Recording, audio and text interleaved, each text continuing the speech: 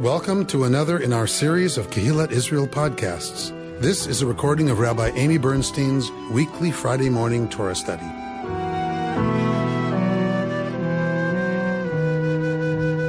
This is a parsha you know very well, but it's a way further in the story than we were last week. Last week, we were in Parshat Va'era, right? And we have God revealing God's self to Moshe a little bit differently than before. And we talked a lot about this new name for God that we see in this parsha, although some scholars want to argue it's not new. Fine, whatever. According to the text, it's new.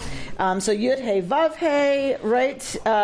And in chapter 7 of Parshat Va'era last week, God is saying to Moshe, like, I'm placing you in the role of God to Pharaoh with your brother Aharon as your prophet. So Moshe becomes the stand-in for God, and Aaron becomes the stand-in for Moshe. Moshe is going to represent the power of the divine before Pharaoh with Aharon to speak for him. Just like, right, usually the prophet Moshe speaks on behalf of God. So we're already way further in that narrative when we open Parshat Bo. All right, so we are at chapter... Oh, wait a minute. All right, before we get all crazy, because y'all are going to get nuts, I know. So what do I have in front of you? The brown book, what is that? Tanakh. The Tanakh. So what is different between a Bible, like just Torah that we're used to, and Tanakh? All the writings. All of the writings. That is, you have in front of you in the brown the entire canon, right, of the Hebrew Bible. So beyond the 5 books, you have the prophets and you have the writings. Okay. Why do I have that out for you? Because what we're going to read, like I said, you're very familiar with. And those of us who grew up at the Blue Maxwell House Haggadah know this word, parts of this word for word, right? And if you grew up with the 4-hour version, where we had to read every flippin' word, my grandfather was Orthodox. He would daven the whole thing in Hebrew, while we went around reading the entire Haggadah in English. Usually I was sunburned, with a scratchy new dress, and I loved every second. I loved every second of it. So, because we don't sit around the table and tell stories anymore. And what kid doesn't like to be read a story with their whole family around the table, right? And Mama Faye's cooking on the way. All right, so we know this story, but what we forget sometimes are the other parts of the Hebrew Bible that we don't reference as frequently, that we're not so familiar with. But in many places in the Hebrew Bible, the parts we are familiar with are referenced. And that's what happens when we look at the Psalms. So, I want you to turn to Psalm 78. Okay? We'll come back to it. 1507, just leave it. All right, let's go to Parshat Bo. Let's go to the stuff we know. All right, Parshat Bo, chapter 10. We'll start at verse 1. Why not? Then the Lord said to Moses, "Go to Pharaoh, for I have hardened his heart and the hearts of his courtiers, in order that I may display these my signs among them, and that you may recount in the hearing of your sons and of your sons' sons how I made a mockery of the Egyptians, and how I displayed my signs among them, in order that you may know that I am the Lord." So Moses and Aaron went to Pharaoh and said to him, "Thus says the Lord, the God of the Hebrews, how long will you refuse to humble yourself before me? Let my people go that they may worship me. For if you refuse to let my people go, tomorrow I will bring locusts on your territory. They shall cover the surface of the land so that no one will be able to see the land. They shall devour the surviving remnant that was left to you after the hail, and they shall eat away all your trees and grow in the field. Moreover, they shall fill your palaces and the houses of all your courtiers and of all your Egyptians, something that neither your fathers nor fathers' fathers have seen from the day they appeared on earth to this day." With that, he turned and left Pharaoh's presence. Okay, very dramatic. So there. And some of us remember, right, the movie, right? He turned Very dramatic. All right. What plague are we on here? 8 and 9. So Bo comes in towards the end of the plague narrative. And if you've studied with me this text in former years, these two parshiot, you know that that we break the plague often into groups of 3 to get 9. So we get 3 plagues, 3 plagues, 3 plagues, and then the coup de grace is on its own, makat bechorot, right? And that there's people who want to link kind of the themes of each of the group of 3 plagues, like they're related to each other. And then makat bechorot is its own huge thing at the end, which of course is what breaks Pharaoh, and he sends the Israelites out. So that's one way to read it. We're going to talk about another way to read it today when we look through the eyes of the psalmist.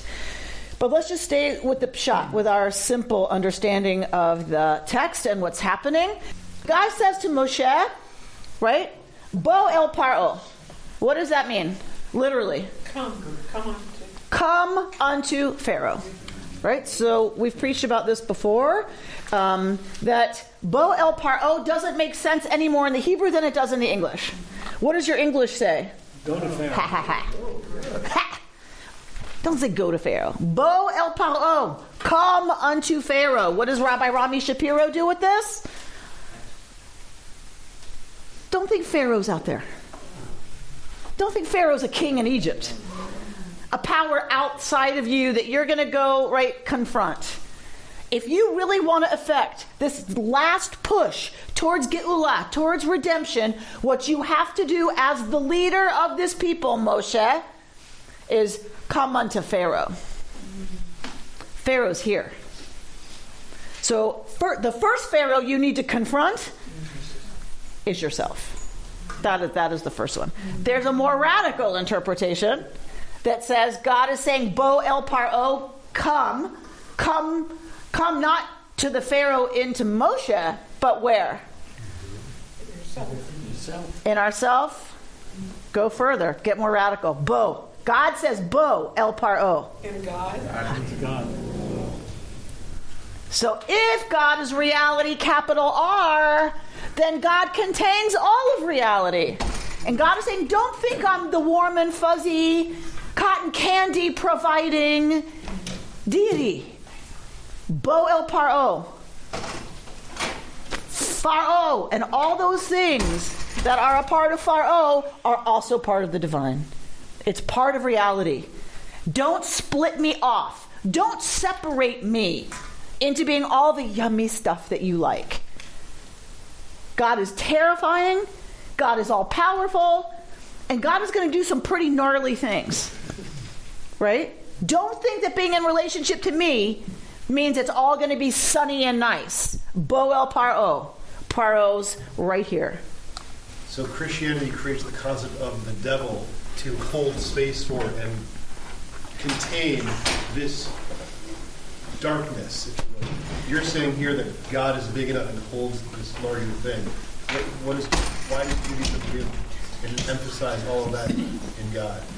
Why does Judaism give and emphasize all of those elements within the container, whatever that means, of God? Okay, you answer me. I don't know. You don't know. Yes, you do. No, I don't. So why would Judaism not split off all the scary stuff and make it something else? Why would Judaism not do that? There's only one God.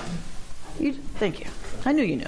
So, right, it's because that's a move. To split that off, to split out from God anything scary or dark, let's just say evil.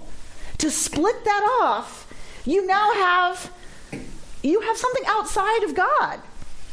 Judaism doesn't go there.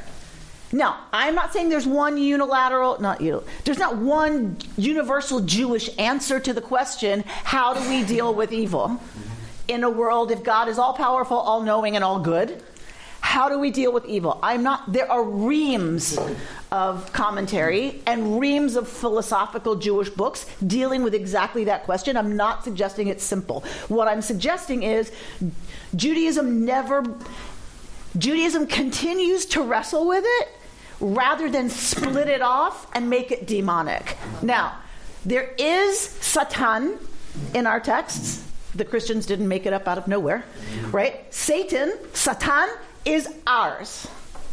We created the character Satan. The rabbis create that character in the Talmud and in other midrashic literature, but Satan is not the devil. It's sort of late in medieval period, it sort of morphs into something demonic like that, but Satan is the prosecutor. So when Israel, right, is being tried before God, Satan is the prosecuting angel. So Satan brings the case always against Israel, right? And tempts people like Abraham to stray, right? To say, see, look, okay, yeah, God, if you make it easy for him to be a man of faith, okay, but let's do something hard and see what happens. That's how that's how the command to put Isaac on the altar happens. Satan says to God, oh, Abraham's a man of faith, because he has everything. Make him suffer, and then see what happens to your precious Abraham. But Abraham, of course, passes the test. So this is how the rabbis deal with the testing of Abraham. It's Satan who puts that in motion. So we do have that. Later, the Kabbalists developed something called the Sitra Achra, the other side. Yeah. Exactly. Yeah, you don't want to see the Sitra Achra. And then another rabbinic concept is Hester Panim, that God hides God's face, and that's how terrible things happen. So there are ways that they struggle and wrestle with it, but they never bought into there's a wholly other demonic force outside of the divine. But to be fair, Christians also believe God brought these plagues. So it's not like Satan brought them or the devil. But clearly, Christian theology has to deal with a God who does this also. They just might not go to say that it's evil. Okay, one more hand. Did I see a hand? I just always thought it was the evil within. The what? Satan was the evil within, or evil impulses within. Okay. Okay. Works for me. All right. So God says to Moshe, Bo el Paro. And here we have to deal with, right, the difficulty of what is this business of hardening the heart of Paro. And here, what is the root of the Hebrew word that's used? Hichbadati et libo. So what is that root? What is that word based on? That verb. What has God done to Pharaoh's heart? Hichbadati. Glue or heaviness? Kaveh? Kaveh. Heavy. I have made heavy Paro's heart. We're going to see this word a lot. Right? I mean, the shoresh, this root. We're going to see it a lot. Right now, and in all of these texts that are dealing with Egypt and dealing with oppression and dealing with slavery and dealing with suffering, in all of them, kavod, kaved is about heaviness, and it's not a good thing. It is clearly not a good thing. It is only after we are out of Egypt, only after the people are free, only after they are now free to pursue a relationship with the divine, does this change to what? Kavod. Kavod. Which is? Honor. Huh? Honor. Honor. But if we're talking about God, what is it? Glory. Glory. Or God's presence. Significance. God's kavod, God's presence, God's concentrated essence. So the shift in this root and in this word is happening right here in the book of Exodus. But we're still where kaved is heavy, hard, stuck. I always think how funny it is that science has kind of come to, what do you call it? Mirror this text, that our hearts actually can get hard. right? And then if they get hard enough, what happens? You die. They stop. You die. Yes, George. But given that the Lord has made the heart hard, has the Lord taken away the free will from which is granted somehow? So this is always the big dilemma. This is always the big question when we read this text. Always. Whenever we come to this narrative of hardening the heart, strengthening the heart of Paro, we always have this problem of, has God intervened in a way that stops Paro from being able to choose what happens? So there's lots of rabbinic commentary, obviously, that goes to, and the rabbis, they need to defend God here, right? So they write a lot of apologetic texts defending God. That God gave Paro a chance over and over, and all God is doing is strengthening the way Paro wants to go. Paro's heart is already moving in this direction, and God strengthens it.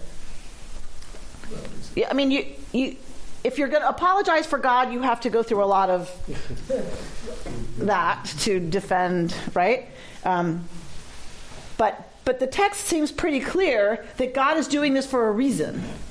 What is the reason? To show his strength.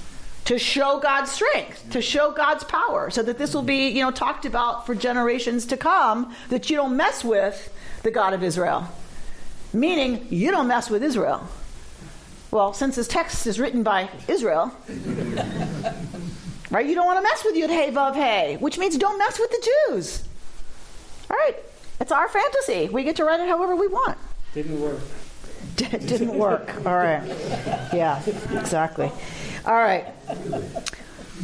So I have hardened his heart and the heart of his courtiers in order, here we go, here's the reason, that I may display my what? All right, what is that? Yes. In Hebrew, my otot. Ot in Hebrew is always a good thing. Ot is always good. Right? Where else do we see ot? Tzitzit? What is tzitzit? It's a sign. It's a sign. What else? The burning bush. Is that an oat? Don't think so. I'd have to look, but I don't think so. The most famous one. Oti leolam. Shabbat. Shabbat.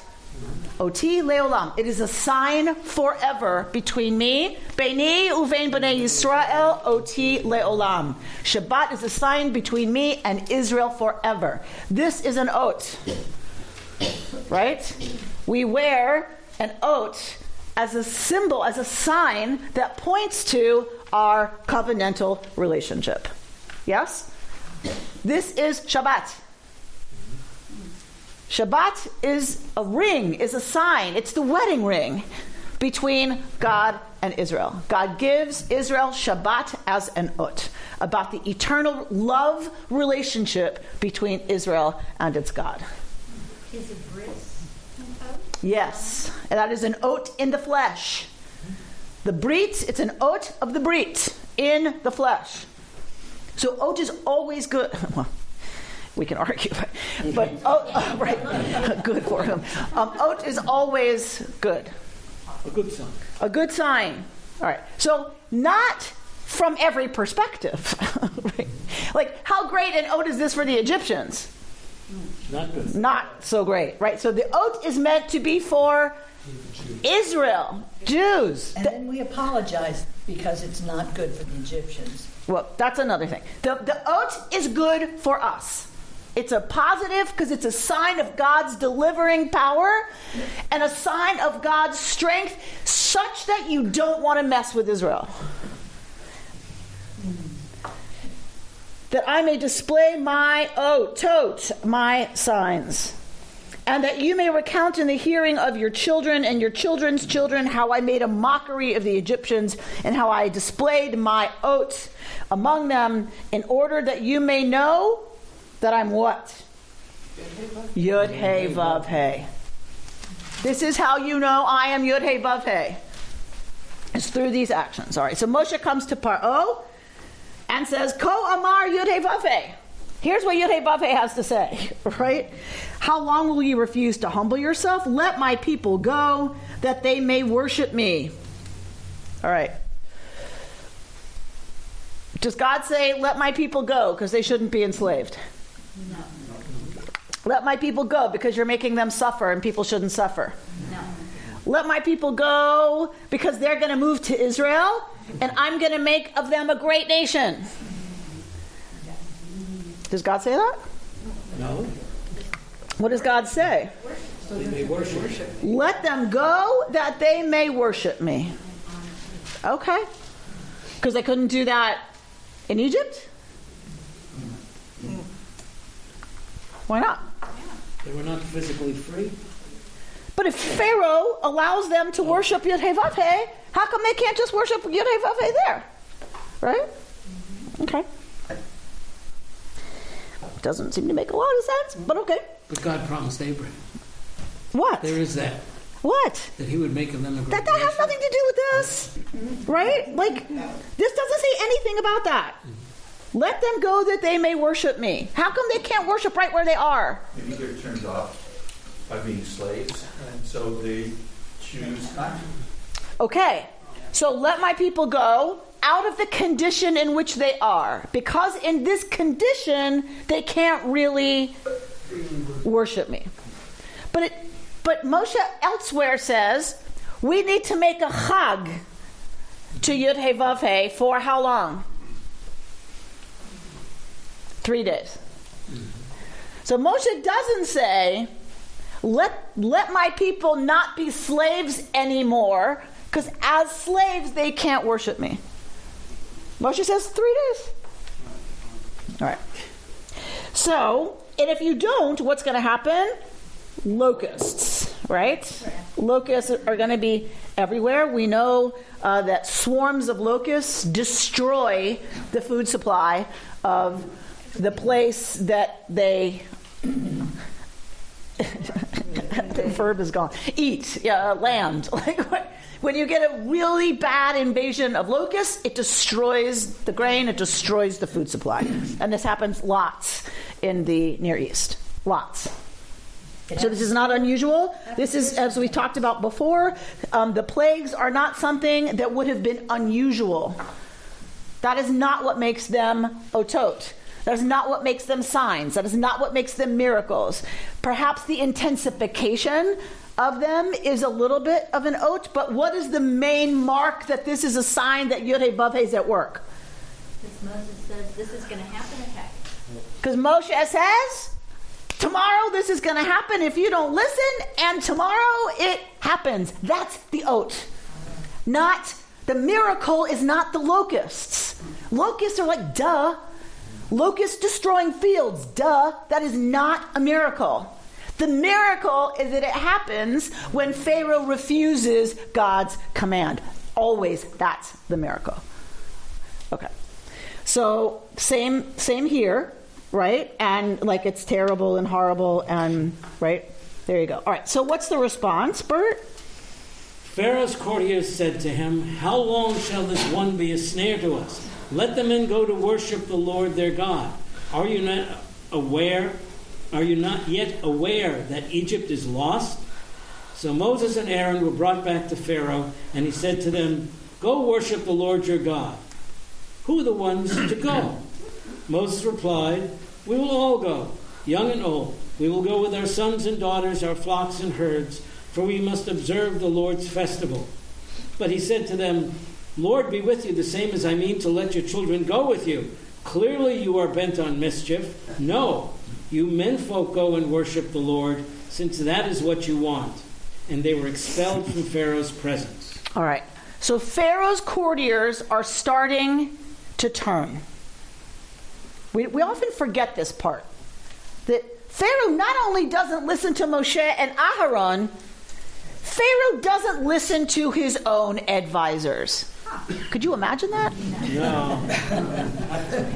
Pharaoh ignores his own advisors who are saying, don't do this. We're at plague 8. They've seen countless examples that this is not a great path to go down. What is it going to take, Pharaoh, for you to get it? Right? That this is ensnaring us. This is ensnaring Egypt.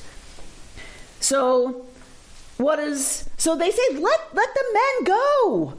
Just let them go. What to go worship? To go worship. Pharaohs, they're not stupid.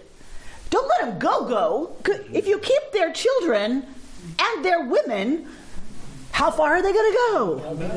You just said they let the men go, but the text doesn't say that. Yes, for sure it does. For sure, yes. So it's interesting that be staying home because they ordinarily don't pay speeches. Say it again. The women are going to be staying home because they don't go to temple or whatever. Right. So even now. So that's the claim by Pharaoh, right? What do you need the women for? If you're just yes, if you just need a chag, let the Egyptians are saying. So let the men go, make their chag.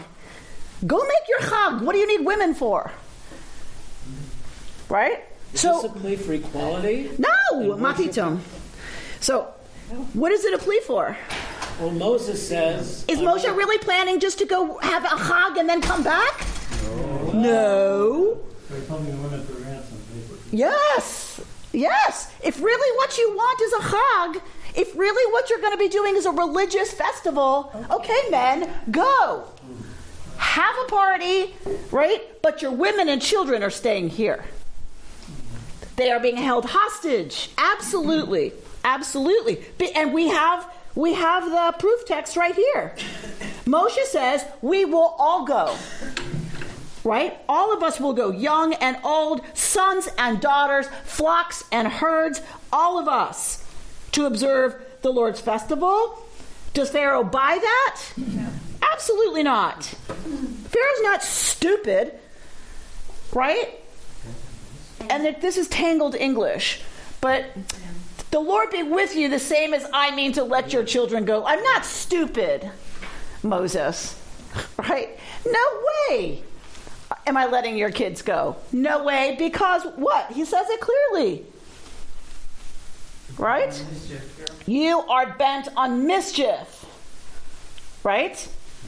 All right, so you are not telling the truth.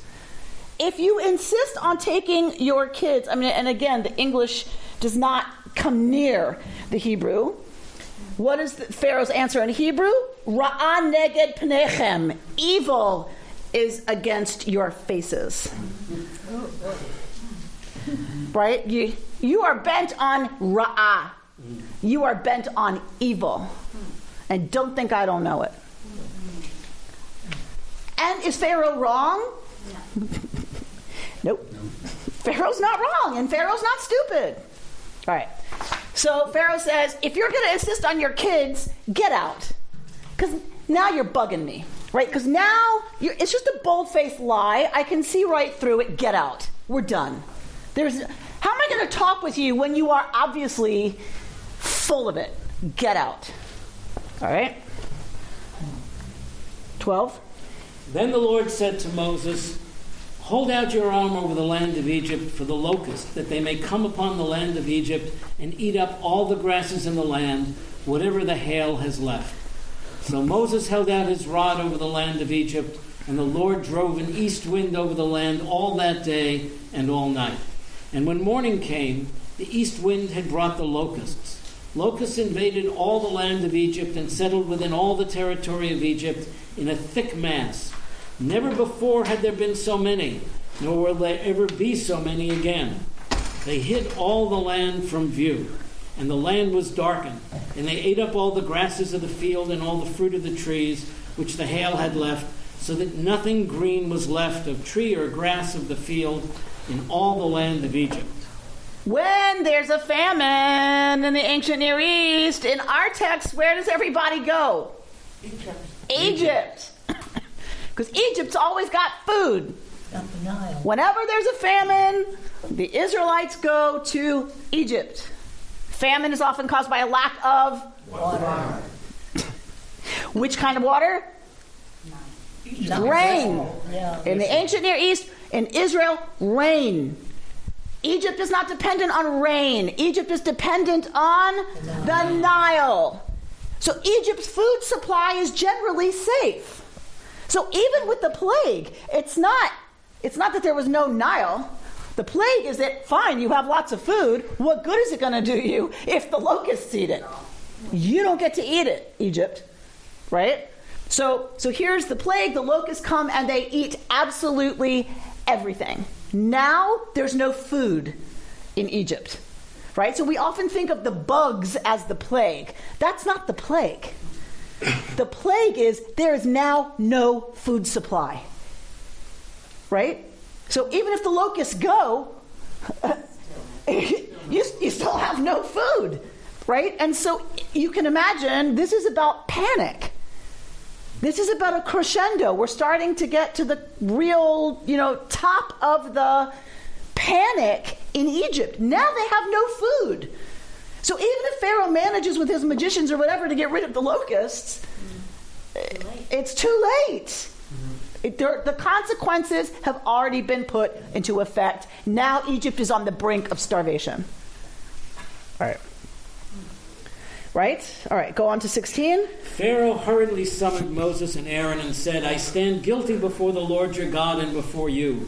Forgive my offense just this once, and plead with the Lord your God that he but remove this death from me. So he left Pharaoh's presence and pleaded with the Lord.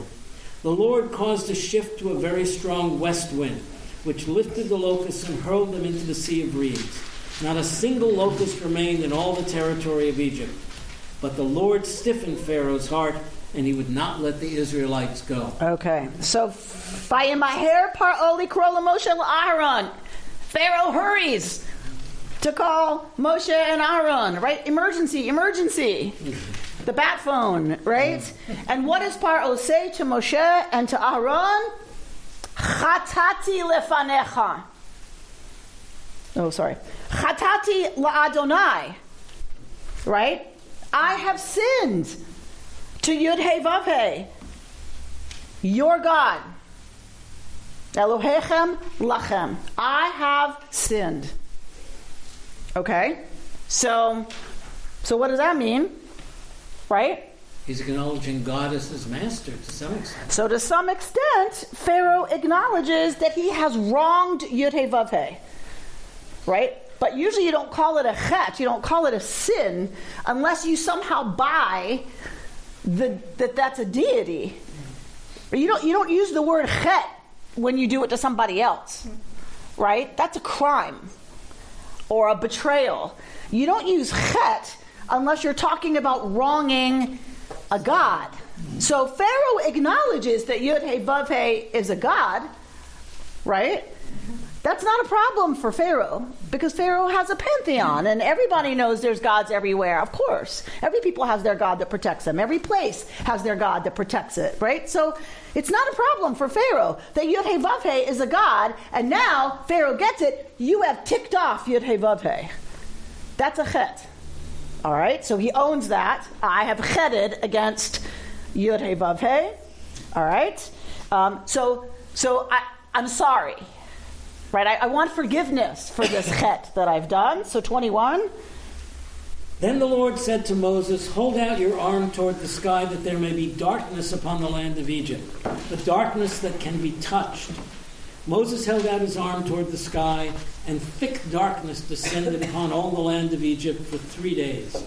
People could not see one another, and for 3 days no one could get up from where he was, but all the Israelites enjoyed light in their dwelling. Okay, so a further manifestation of the fact that this is an ot is that although there was this incredibly thick darkness to the point the Egyptians could not move, the Israelites, haya or b'moshvotechem, there was light in their homes, right? So now we know, right? It's not just that somehow the sun went into eclipse, because that wouldn't be a big enough oat. It might be pretty big, but the fact that there's that there's light in the Israelite homes, okay, that is a clear oat that this is about Yud-Heh-Vav-Heh.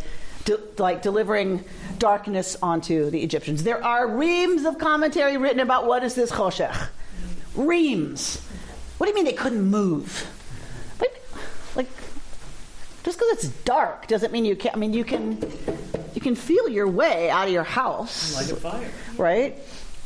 So lots of our commentators say that this is something else. This is not regular choshech. Because if you look at the Hebrew, what came?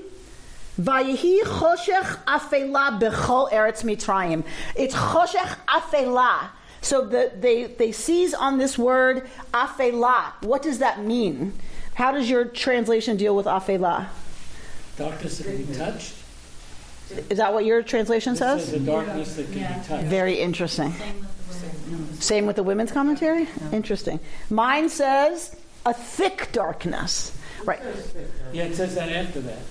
Oh, okay. Oh, yeah. I see what you're saying. Before that. Hashemayim v'hi choshech el ha'aretz Mitzrayim vayamash choshech.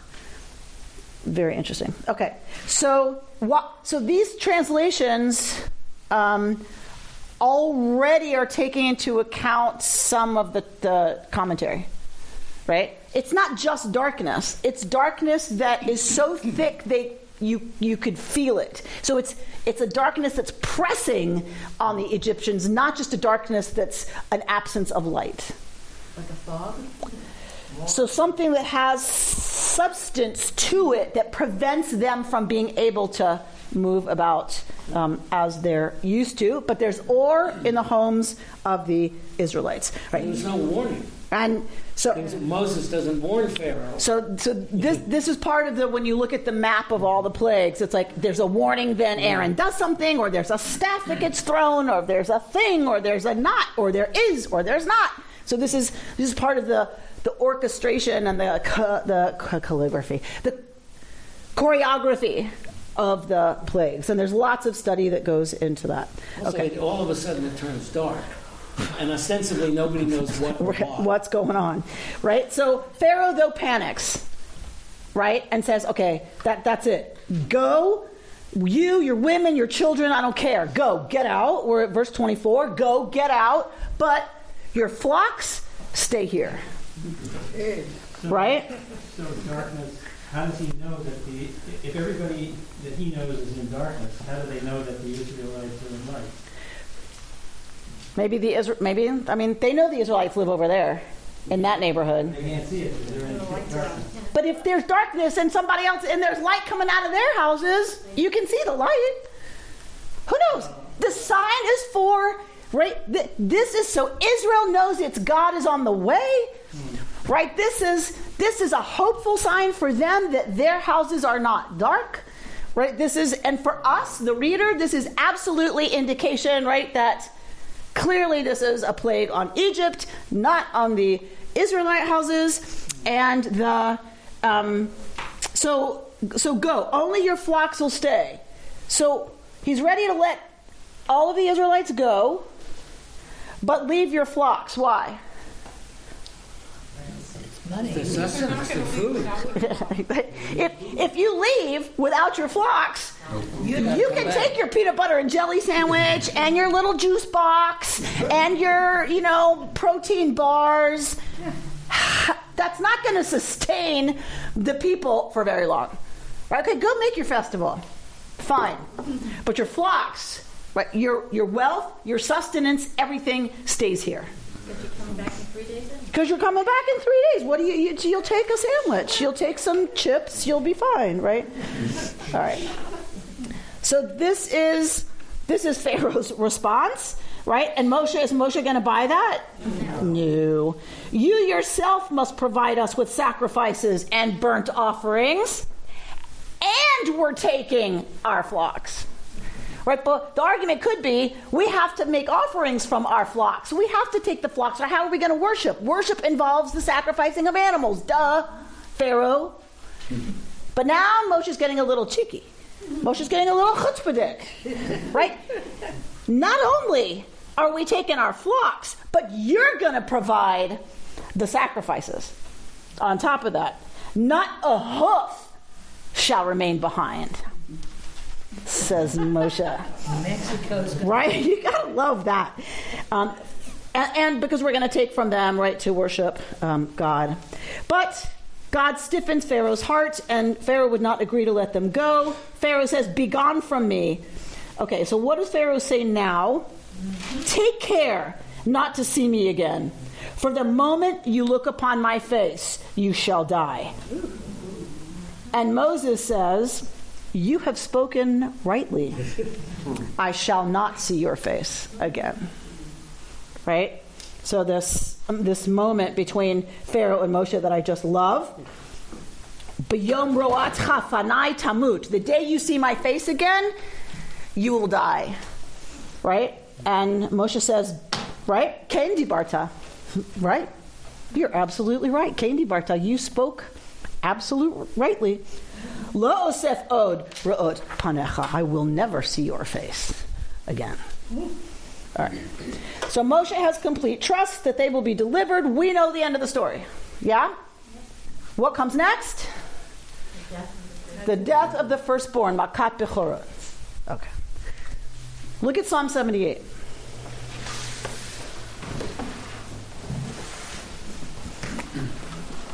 Look at verse 44.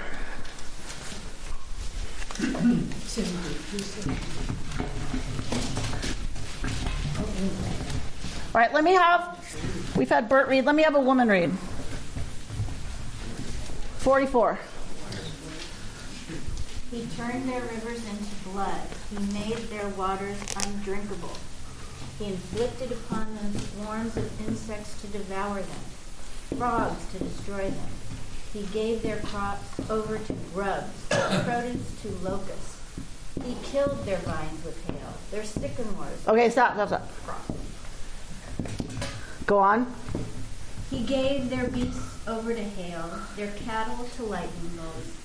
He inflicted his burning anger upon them, wrath, indignation, trouble, a band of deadly messengers. He cleared a path for his anger. He did not stop short of slaying them, but gave them over to pestilence. He struck every firstborn in Egypt, the first fruits of their vigor in the tents of Ham. He sent his people moving like sheep, drove them like a flock in the wilderness. He led them in safety. They were unafraid. As for their enemies, the sea covered them. He brought them to his holy realm, the mountain his right hand had acquired. He expelled nations before them, settled the tribes of Israel in their tents, allotting them their portion by the line. Okay. What do we see? All the plagues. Is that the list we're used to? more. Some of them. Some of them. Not all of them. Right? Like, what was that? Right? Do you remember anything about this? No. Lightning bolts? Do you remember anything about frost? No. And the hail came twice. Right? And we got 2 references to hail. So no matter what you do with this list, there is not a way to make it match the Exodus text. There just isn't. So some people want to say, okay, remember how we talked about biblical poetry is putting 2 things together, saying it 2 ways? So even if you want to put grubs and locusts together as 2 terms for the same plague, right, and that lightning comes with hail, so it's 2 ways to say the same plague, that's fine, but then you only have 7. Right, no matter what you do to this list, this is not the list we get in Exodus. Right? All right. And tell me, go back to 44. What's the beginning of verse 44? He turned their rivers into Okay, go back a sentence before that. His wonders in the plain and so on. All right. So and Displayed his signs in Egypt, his wonders. Okay. So now we're getting signs and wonders, right? Not the terminology exactly that we have here. Clearly, another tradition about this. Look at Psalm 105.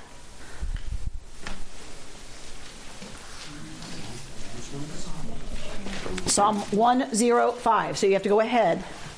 a few Psalms.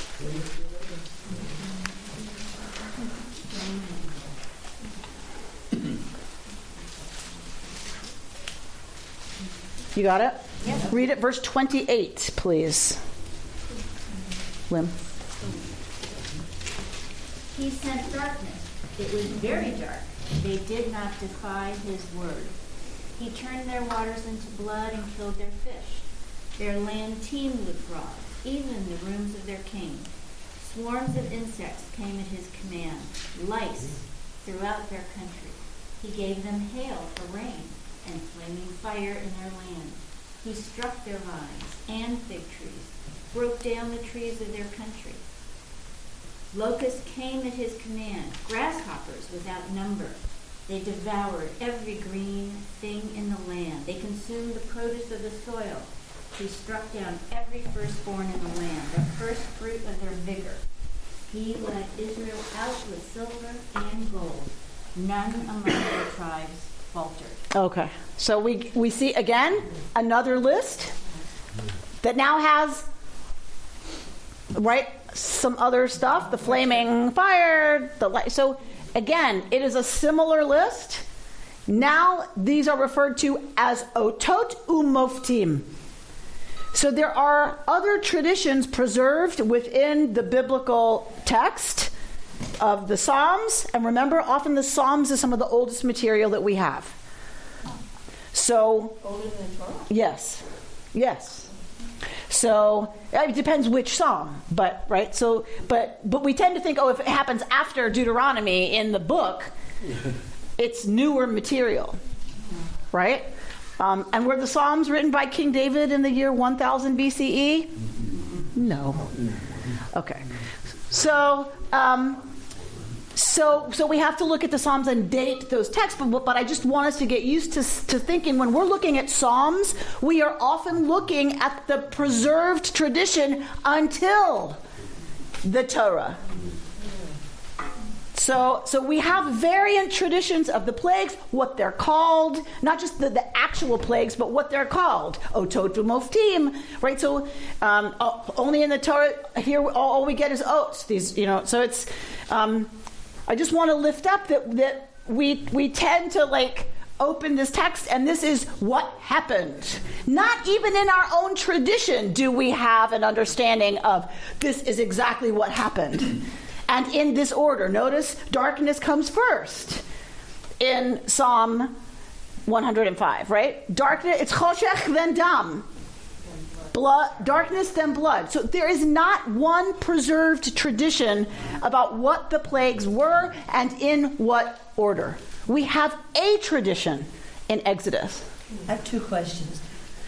The traditions that you're speaking of, though, are all from the Israelites' tradition. Yes. Okay, there are no other tribal traditions entering in this series. Wait. What do you mean other tribal traditions? Well, because they're influenced by all the people around them, and we've seen it. There is not a text that we have that is not influenced by all the people around us.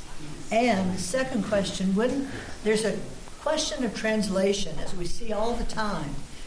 When are the translations updated and made more accurate? Now you're asking a philosophical question. Now you're going down the rabbit hole of, you used the word accurate. Well, or up to date? Yet still you're saying you're lagging behind. If you're not up to date, then it's not accurate. Right? So what does up to date mean? Now we understand it differently? The people who wrote these translations would argue their translations stand. There is no up-to-dateness. When did they do the translations? Depends which one we're talking about. JPS is an old translation. Okay. How old? I don't know. But Robert Alter has written a new translation. Does that make it more accurate? It makes it up to date if you ask Robert Alter. So it's very subjective. All the translations are subjective. All translation is interpretation. All translation is interpretation. So why did I seize on that word accurate? Because often I say to you, I don't like the translation because it deviates from the Hebrew too much for me. They pick an English idiomatic expression or an idiom that matches what the Hebrew's intention is. And some translators think that's how you do a good translation. You don't translate from French licking the windows. They spent the day licking the windows. That's a bad translation. Because what does licking the windows mean in French? Window shopping. So it would make Americans would read, they spent the day licking windows and go, what? Like that makes no, and then there's no reference later to their tongues being like full of dirt. Like what? Why would they do that? Like you would spend all this time misunderstanding what's meant. So a lot of people say, no, you go to what it means, and you translate that into the host language, so that you get an accurate sense of what the Hebrew's trying to convey. But it doesn't always do that. So sometimes I think that's absolutely right, because if you just translate the Hebrew word for word, it doesn't make any sense to English speakers. I think too often translators go there. They rush there. Well, what that means is, and so let's use an English word that gets at that. I think, but in my opinion, they go there too quickly. And sometimes I wish they would just put the literal Hebrew, even just in parentheses. Like, it means this, yes, we get that. But here's what the Hebrew literally says, so that the English speaker can get a sense of you. We don't have a word for that in English, but gets a deeper sense of what the Hebrew speaker, the Hebrew writer is trying to convey, what people would have heard. So that's a long way to say. Thank you. So that is why you pick a translation very carefully. And you pick a translation based on the translator and what's their philosophy. Mm-hmm. Right? And that should be, and really, if you're going to really do it right, you have several translations, which is why I always ask you to tell me out loud, what does your translation say? So that we are constantly hearing that there's different English that people are looking at, right? There's not an authoritative translation. You have to look at lots of translations to kind of understand the range of what the Hebrew is getting at. Okay. Sometimes words don't translate into English easily. Yeah. All right, I'm going to start without you. Yeah.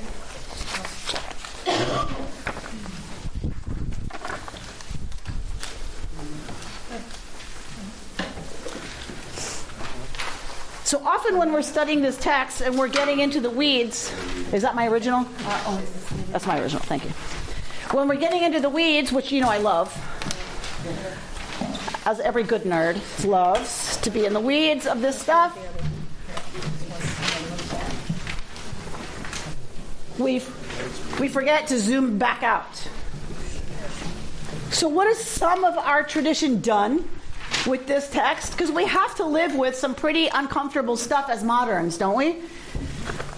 It's like, wait a minute, God hardens Pharaoh's heart, now there's a famine, and then they're slaying our children. Is this really, we have to and slaying of the firstborn? They're innocent, a lot of them, right? They had nothing to do with anything. Like, we have to sit with a lot of really uncomfortable stuff as moderns with this story. All right, if you're a fundamentalist, maybe you can redeem it. I don't know. But for most of us, it's really hard. Well, guess what? It was really hard for the Kabbalists too. It was really hard for lots of people to sit with this text. So we have some very early movements towards, let's look at what the text actually might be talking about. Let's get away from the Malach HaMavet, like coming through the streets and slaying children. What might this text, what's the real truth that this text is trying to talk to us about? The Kabbalists already make that move. Already. Of course they're going to sit around and use the Maxwell House Haggadah, don't get me wrong. They're going to read every word of this, don't get me wrong. But you know, there's a deeper meaning. There's a deeper truth to what this whole business is talking about. And that's really what we should be focused on. So let's see what it is.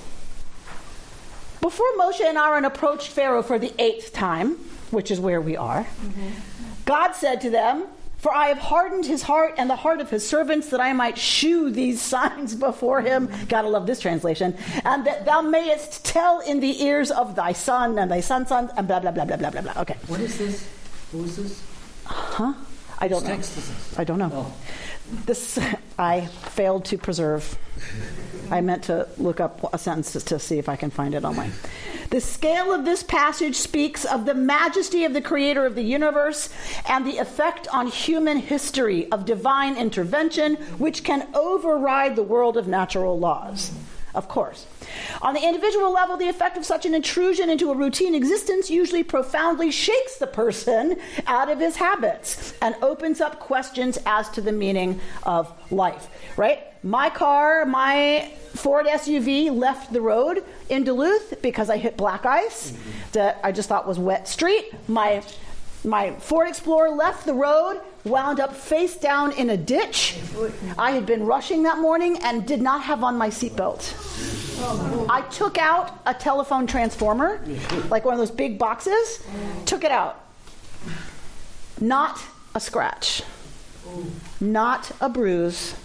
Nothing. That's one of these moments. Right. Do I believe that was divine intervention overriding the laws of nature? Of course not.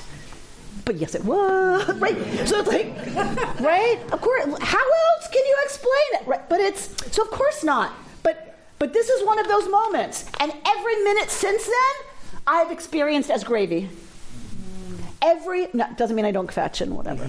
But I know somewhere, every minute since then is gravy. I should have been dead. I should have been through the windshield. All right.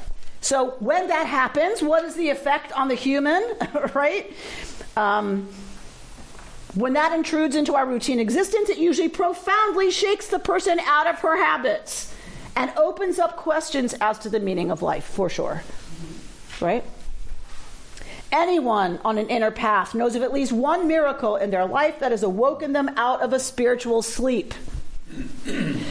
On the scale of a nation, Israel at this moment in the Exodus story is approaching just such a point of awakening. So this is about something that's going to happen to a people, not just a person. We all know of those moments that shake us out of our sleepwalking. This is going to happen to a people. When Moses and Aaron, who represent the as yet only developed part of the psyche, Mark, stood before Pharaoh, the animal soul, and repeated the words of God, "How long will you refuse to humble yourself before me? Let my people go." Pharaoh at first gave ground. He then, on hearing that the demand was still for all the Israelites, reversed his decision and had the brothers driven from his court, or his consciousness. Okay, so our tradition's not talking about Pharaoh, about Moses and Aaron standing in the court of the king. This is about that the moment that comes before the huge awakening, right, is that the developed part of our psyche, the Moshe Aaron of our psyche, right, has to stand before the animal soul. Our Pharaoh, Bo El Paro. Pharaoh's here. Pharaoh's the animal soul, right? And so the higher developed part of our psyche has to stand before the animal part and say, we're not doing this anymore. We're changing it up. And what does the animal soul always want to do? Do it again. No, we're not. What are you talking about? Stop eating sugar? Are you crazy? No way. Okay, maybe because I felt really good that day that I didn't eat it. But no way. No sugar ever again? So Pharaoh starts to give ground until the demand is total. And then it's like, oh, no. Okay, maybe for 2 days, but give up sugar forever? Absolutely not, says the animal part of us. No way. And that reaction has a result, doesn't it? Yes, it does. Locusts fell upon Egypt and began to devour what wealth and resources had been left after the other plagues. Soon there was nothing green in the land. That is, the basic vegetable soul that supports the animal soul was now threatened. Right? So The flip doesn't happen. This great moment doesn't happen because it's only Aaron and Moshe. It's only that part of our psyche standing before the animal desires. Think of an elephant and a rider. You're standing before the elephant. And the elephant's like, yeah, go ahead. You're going to make me move? Yeah, good luck with that. Right? So, all right. Well, how do you get an elephant to move? Take away its food and offer it a carrot. Right? So what has to happen for us to move the next level, to be ready and open for this amazingly huge change to happen? The vegetable stuff that feeds the animal soul is eradicated. This frightened Pharaoh, right? And he began to beg for help. The animal soul becomes quite irrational when faced with extinction, right? What does the elephant do when we're threatened, right? When we feel threatened, right? I don't know about y'all, but it's not pretty, right? It is not pretty what happens when the elephant starts to feel truly threatened, right? You know, right? It shows its tusks, it puts up its trunk, right? It rears, right? It's pretty terrifying, isn't it? And the more threatened the elephant is, the scarier the elephant is, right? Have y'all experienced this ever? I've seen you hungry. You've seen me hungry, yes. Now imagine if I felt threatened. Right? So, right, we all know these moments when we turn into monsters. We turn into monsters when we feel really, really threatened. And it's not from here. Right? Up here, so she looked at me the wrong way. So she had a nasty comment to say about me. Yeah, but when we feel threatened by that, all right.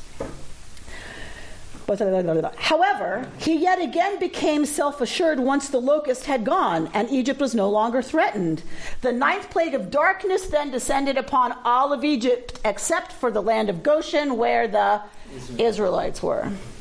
Seen Kabbalistically, the locusts represent the destruction of Bina, right? Understanding. Remember we've talked about Bina? Remember when we did the Sfirot? That's where the Kabbalists have to go. They have to. We've talked about the Sfirot. We've named all 10. We've talked about their flavors. We've talked about what they represent. I know you don't remember. It's okay. What exactly? But you know the Kabbalists speak this language, and this is where they have to go. What got destroyed? You shouldn't think it was grass. It was Bina.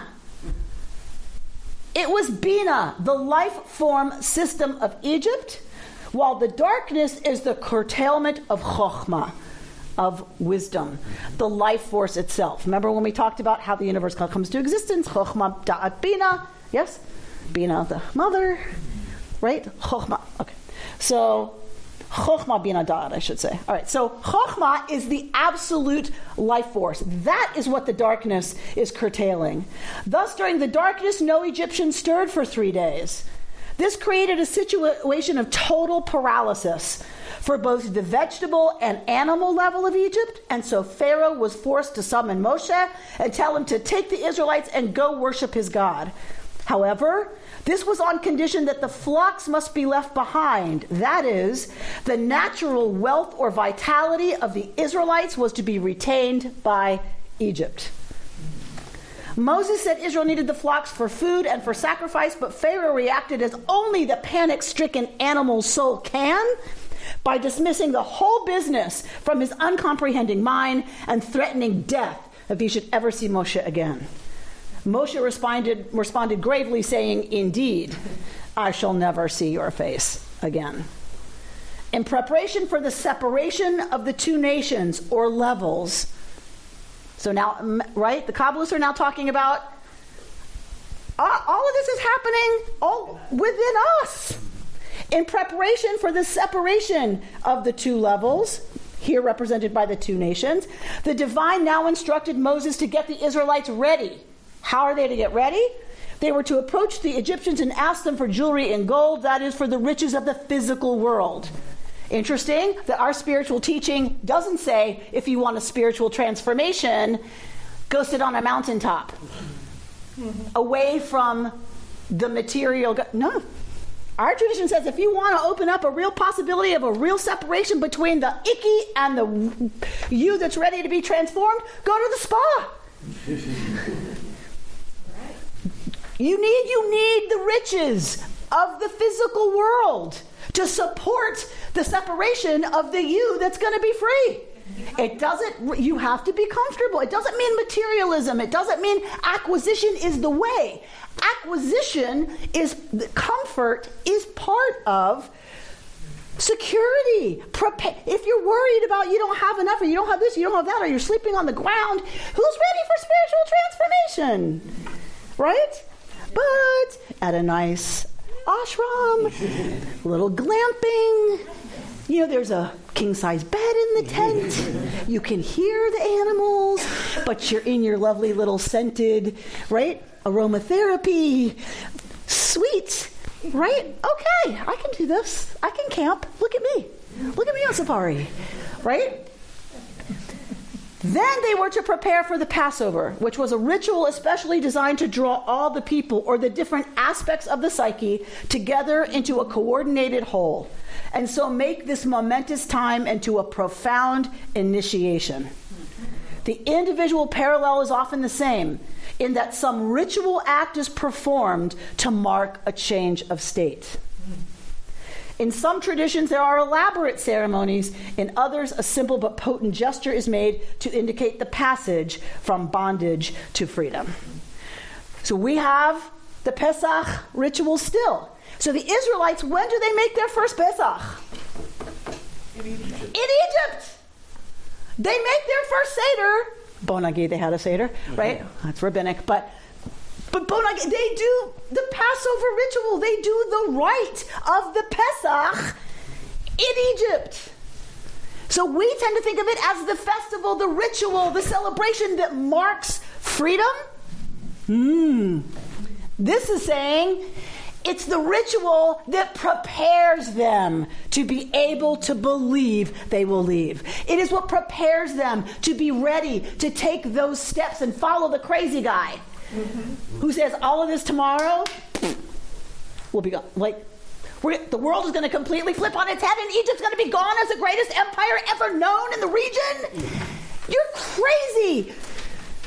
Sometimes it takes a ritual. It takes getting all the parts of the psyche lined up, material, everything, and then finally you have this ritual that shifts and helps us shift into a different state. Sarah? And that was exactly what happened in the Warsaw Ghetto. The night of Pesach was the night before the revolution took place. The uprising. Yeah. So this clearly is related, right? You're a victim. Forget slaves in the Warsaw Ghetto, right? We don't even have a word for what they were in the Warsaw Ghetto. But if you're going to start an uprising against the greatest power ever known in this region, ever seen before in this region, you better do Pesach. Preparation. You better prepare. And Pesach was the preparation. No matter what happens on the other side of this, no matter what happens tomorrow, we are leaving. Whatever that means. If it means leaving this physical world because there's no way we can beat the Nazis, then that's what it means. But we will no longer be disempowered and defined by the enemy. We won't be defined by people who hate us. We won't allow that to be our reality anymore. And if that means we leave Egypt and we go to the promised land, that's what it means. And if it means we leave the ghetto and we die, that's what it means. But we will not live in this kind of oppression, because if we do, we are in fact the oppressor. This is the message of our story. It is the message of every age where we feel we're stuck, where there's no way forward, where there's no way out. We as Americans right now, I think American Jews need this more than ever. Pesach is a little ways off. Not that far, though. So we're going to talk a little bit about this at the women's retreat. We need to find ways to give us that strength, to give us that hope, to give us that courage that, yes, however dominant the reality might feel right now, there is the possibility for change. There is the possibility for us to use our power, to organize our psyche, and do whatever we got to do to use our energy and our faith and our strength and our trust and our chutzpah to move us out of stuckness. Meitzarim, from the narrows. Don't read Mitzrayim, don't read Egypt, read from Tsar. That we can go out from Tsar, from being stuck and narrow, and move again into the place of creativity and energy and possibility. Halavai. Samepi. Shabbat Shalom. You've been listening to Rabbi Amy Bernstein's Friday morning Torah study from Kehillat Israel in Pacific Palisades, California. For more information, go to our website, www.ourki.org.